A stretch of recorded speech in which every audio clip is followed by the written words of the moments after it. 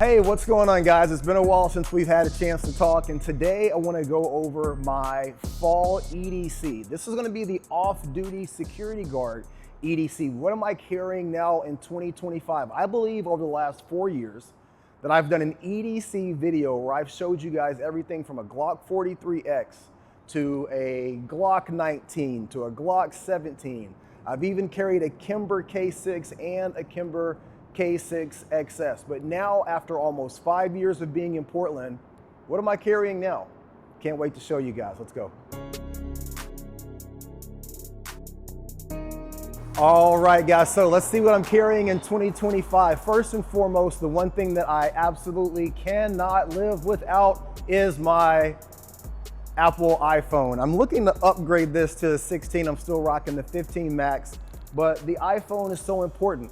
Not only do I create content like this or edit pictures, it's also the lifeline for my job. I communicate with my management, I communicate with leadership, I utilize my cell phone to clock in and out of work, I utilize the map features to get from one place to another, and then every app that we use for the company that I work for filters through this phone. So, like most people, my cell phone is probably one of, if not, the most important thing that I have in my EDC. Guys, one of the things that I carry that I often don't see a lot of guys, I'm gonna be very honest with you, I don't see a lot of guys carry, and it's pepper spray. Listen, every situation doesn't call for a knockdown, drag out fight. Every situation doesn't call for a knife, and every situation clearly doesn't call for a firearm. A little bit of hot sauce goes a long way. And you also have to remember that you're more likely to come encounter with rabid dogs or, rabid dogs would be a great example. You're more likely to encounter a rabid dog who won't leave you alone. And this is a far better thing to utilize than any other tool. I really wish more men would start carrying pepper spray. That doesn't make you weak. It doesn't make you any less able to defend yourself, but this is something that you can utilize between your de-escalation skills and going to a hands-on situation. Always, always, always carry pepper spray. This is a Saber pepper spray. I've often used Palm pepper spray. I'm not sponsored by either, but I 100% stand behind both of those pepper sprays. Pepper spray definitely still in and will always be in my EDC. So the second thing is going to be my secondary weapon of protection, and that's going to be my pocket knife. Now, I utilize this ringer knife. I can't remember what the name of it is. I actually did a video on this knife a couple of years ago, but it is a rapid deployment knife with a D12, I believe, steel blade. Don't quote me on that, but I'm an absolute fan of ringer knives for two reasons. Number one, I want to make sure that, first and foremost, aside from verbal de-escalation and trying to get my ass out of any situation that might pop up, if I have to get into a hands-on situation, I want to be able to quickly get to this knife as a secondary weapon and be able to maintain grip on it. When you have a flipper or you have a fixed blade knife, those are great knives, but it's really easy to drop those. Having this ringer, it gives you a little bit more security in terms of having control over the knife. And then this rapid deployment feature, very, very nice. I also really appreciate and like the curvature of the blade, and I always carry it in this kind of upturned position when it's in my pocket. A lot of people utilize these knives on their strong side. I keep it on my weak side in case I need to go to that after utilizing my firearm, which takes us to the firearm. I'll put the knife right over here. The firearm that I carry and I'm most comfortable with after trying so many others is, drum roll please, it's going to be the Ruger LCR Copper Mule. This firearm is made of a composite very similar to a Glock. It is extremely light. It is a 5-shot snub nose 38. I've taken the handle and I've replaced it with what's known as a Monondoc Hogue grip, and it gives me a little bit more purchase. You can see when I grab this, I can get almost a full purchase on the handle.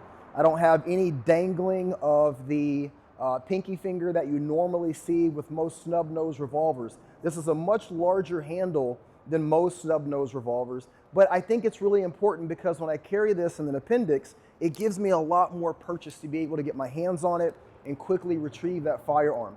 Also, it's made of this rubber material, which if it's wet, if it's sweaty, being up against my stomach, I'm able to still get a really good grip on it. Aside from that, the Copper Mule, as it's called, it has this copper cylinder. It just looks really sexy in my opinion. It's got fixed sight on the front, it's got a channel sight on the back, and I'm very, very happy with this firearm. Aside from it being a very good firearm and a very good reliable firearm, it's extremely light. And the most important firearm that you can ever carry is the one that you're going to carry every single time. And the weight of this, or I should say the lack of weight of this, makes this a firearm that I feel really comfortable carrying in almost any situation. I can carry this in sweatpants, I can carry this in shorts, I can carry this in my jeans, and I can also carry this as a secondary firearm if I need to while I'm in uniform. The holster itself is a Kydex holster. It's using the double clip on the front here, and very, very comfortable. I've had no issues with this firearm. I'm a big fan of that. Now, most people have been led to believe that if you don't have 17 rounds, then there's going to be a gang of ninjas that are going to descend upon you and your family are going to be toast. Possible, but the issue is that you can never account for the infinite number of ninjas that could appear. For me, as someone who's 47, approaching 50, and who's lived in a very dangerous area and working in downtown Portland, I'm very comfortable understanding the possibility of violence. For me, I'm looking to defend myself, not get into a gunfight.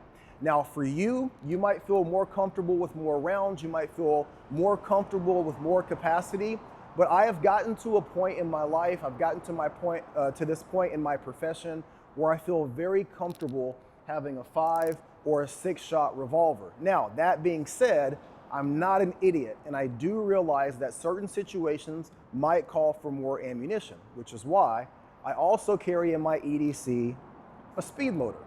So this speed loader is a 5-shot, 5-shot revolver. The reason why I had to count that is I do have 6-shot revolvers, but this speed loader gives me the opportunity and the option to actually reload should I have to.